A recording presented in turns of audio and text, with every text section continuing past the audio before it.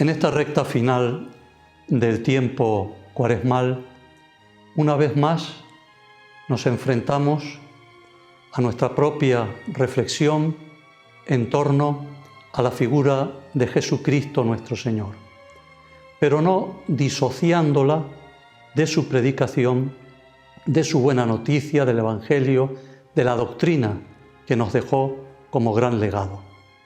Existe la tentación, de la que todos somos conscientes, en la cual muchas personas admiran a Jesús, admiran su muerte, todo aquello que quiso realizar en beneficio de la humanidad, pero no son capaces de unirlo a lo que él predicó.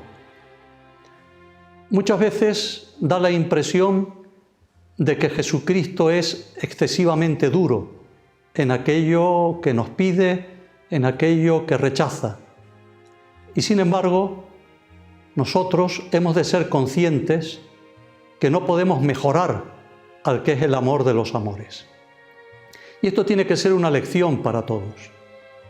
Hay algunos que quieren dulcificar en sus predicaciones lo que el Señor nos transmitió. Y esto nos llevaría a un gran error. El Señor como Maestro, el Señor como enviado del Padre, el Señor como aquel que nos ama hasta dar su vida por nosotros, tiene también, precisamente por fidelidad a ese amor, que corregirnos, llevar en momentos determinados a nuestro conocimiento aquello que nosotros hemos de percibir como errores, caminos extraviados que hemos de inmediatamente corregir y llevarnos a aquello que Él nos ha planteado como meta. Precisamente en el tiempo cuaresmal nosotros unimos la persona de Jesucristo, su doctrina, nuestra vida en este mundo y la vida eterna. Porque no hemos de olvidar la realidad de que Dios en su segunda persona, el Verbo, se hace carne para salvarnos. No hemos de pasar a un segundo lugar lo que está en el primero. Jesús quiere que nosotros seamos salvos, que compartamos con Él la gloria del Padre. Jesucristo quiere que conozcamos a la perfección lo que supone el cielo. Y nosotros tenemos que ilusionarnos en esa meta. Pero también el Señor, que es camino, verdad y vida, nos enseña cómo hemos de llegar a esa meta tan deseada. Y aquí es donde no podemos apartar nuestra contemplación de aquello que se convierte en fundamento de nuestro catecismo, de la doctrina católica, en aquello que va a ser la base sobre la cual nosotros vamos a construir, edificar poco a poco nuestra existencia espiritual camino a ese reino de los cielos.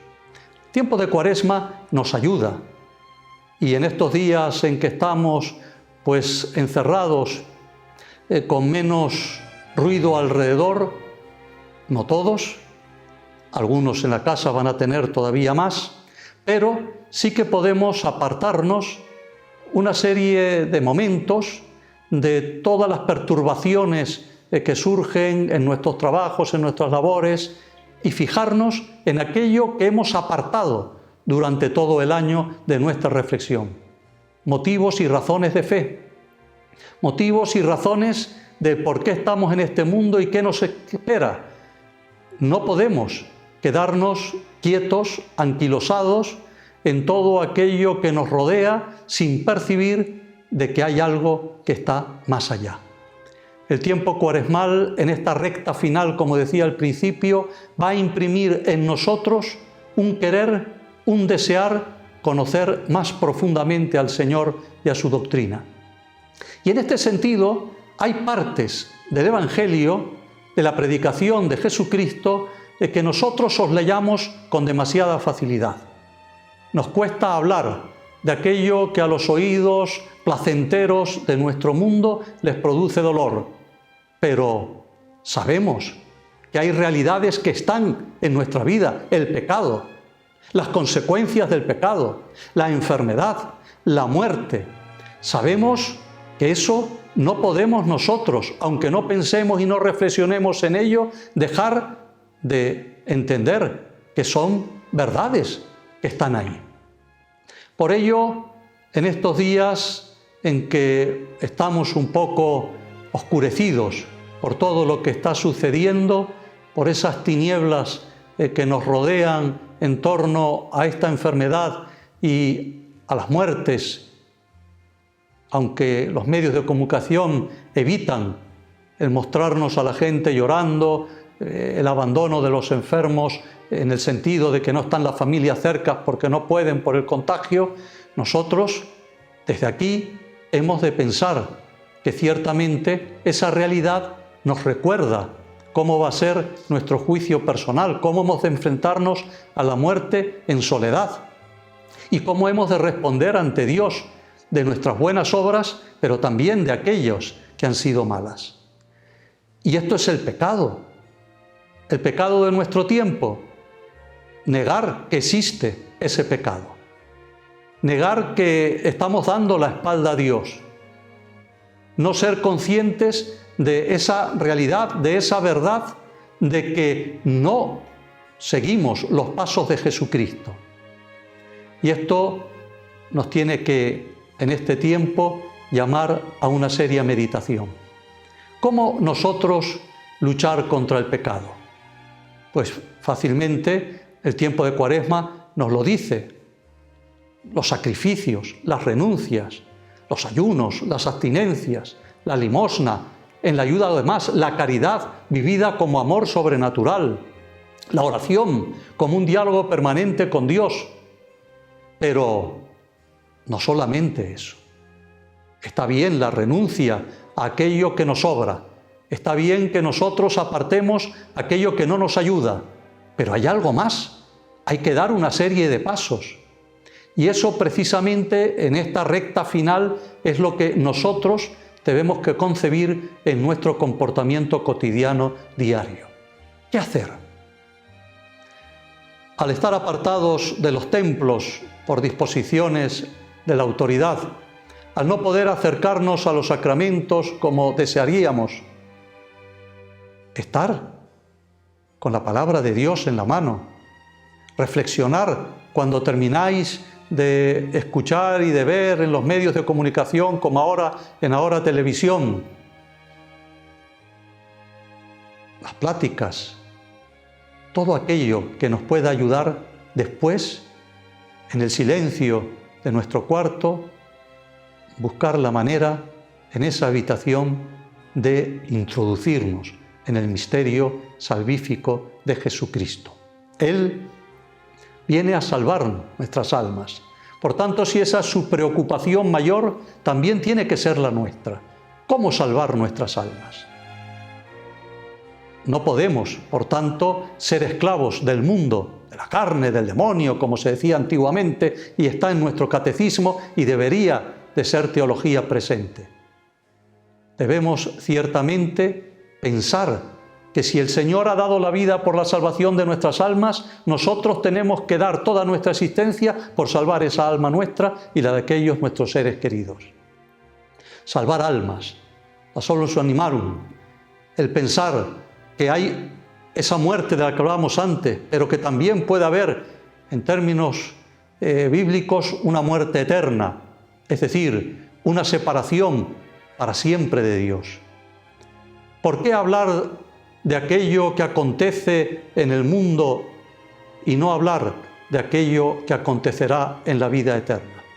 ¿Por qué hablar del Jesucristo que cura a los enfermos, sana a aquellos que son ciegos, que están cojos, que no oyen, que no pueden, porque ciertamente están limitados? ¿Por qué hablar de esos milagros, que están muy bien, pero que son momentos en los que Él quiere mostrar la gloria del Padre y su poder divino, y olvidar el fin fundamental, que es la salvación del alma? Está bien curar los cuerpos, está bien ayudar a los enfermos. Eso lo ha hecho siempre la Iglesia, pero sin olvidar que ese enfermo tarde o temprano, aunque sea curado, morirá y que hay una vida eterna que nos espera. Y que el Señor desea que esa vida eterna sea en la gloria, en la alegría. Y por eso, una y otra vez, Él nos señala el camino. Camino que es, lógicamente, mostrado en su ejemplo de santidad, pero también en su palabra: sed perfectos, sed santos. Ojalá nosotros podamos imitar, como decía el apóstol San Pablo, la santidad de Dios, y como el propio Jesucristo nos proponía y como también aparecía ya en el Antiguo Testamento. Ojalá nosotros seamos capaces de santificar nuestra existencia haciendo el bien, evitando el mal en todo momento. Y nosotros perfectamente podemos percibir la idea del bien y del mal porque hemos sido formados cristianamente. Hoy, ya en la cercanía de la Semana Santa, del Triduo Pascual, en la cercanía de la contemplación de los misterios de la pasión, muerte y resurrección de Jesucristo, nosotros tenemos que dar un aldabonazo a nuestra conciencia. Ya está bien de olvidar a Dios. Ya está bien de no tener en cuenta su doctrina. Ya está bien de no pensar qué es lo que Él quiere para nosotros. Hablemos con firmeza de esas verdades. Leamos el catecismo, maravilla, que nos ayuda en todo, porque ahí se resume lo que dice la Biblia, los santos padres y el magisterio de la Iglesia en fidelidad a esas fuentes de revelación, a las Sagradas Escrituras, a la tradición. Ojalá que nosotros, los que me escucháis, por una vez seamos ya dignos de esa vida, porque hemos decidido dar un vuelco a nuestra existencia. Hemos decidido conocer de verdad lo que dice la Iglesia y no supeditar aquello que el Señor nos ha predicado a lo que el mundo nos dicta. No, hoy tenemos unas verdades que reclamar. Hoy nosotros, contemplando esos misterios, no podemos más que decirle al Señor: gracias por lo que moriste, porque tú estuviste a nuestro servicio, pero también te condenaron precisamente porque quisiste revelar aquello que nosotros deberíamos de saber, que eres Dios, que eres la santidad plena en este mundo y que nos quieres llevar contigo. Alégrate, y en esta esperanza de estos días en el que Cristo es luz y se manifiesta como luz, dejemos abrir nuestros corazones e iluminar nuestras mentes. Ojalá que ante tanta tiniebla, ante tanto dolor, del cual tenemos que ser conscientes porque siempre nos acompañarán, como decía Jesucristo, con los pobres, seamos también capaces de vislumbrar la alegría de la vida eterna. Pasión, muerte y resurrección de Jesucristo. Nosotros también cogemos nuestra cruz para seguirle, tenemos nuestra pasión, nuestros dolores, morimos, pero nos espera el Señor en la vida eterna. Pues que en estos días ciertamente podáis santificaros y con actos de contriciones, que sabéis muy bien cómo se hacen, y si no, llamar a un sacerdote, que os atenderemos, poder así llegar a un encuentro con Cristo, incoación del encuentro eterno, que nos dé la satisfacción de saber que nos hemos integrado en ese camino que Él nos ha trazado de salvación. A todos los televidentes de Ahora Televisión, que podáis, dentro de todas vuestras limitaciones, vivir con fe estos santos días.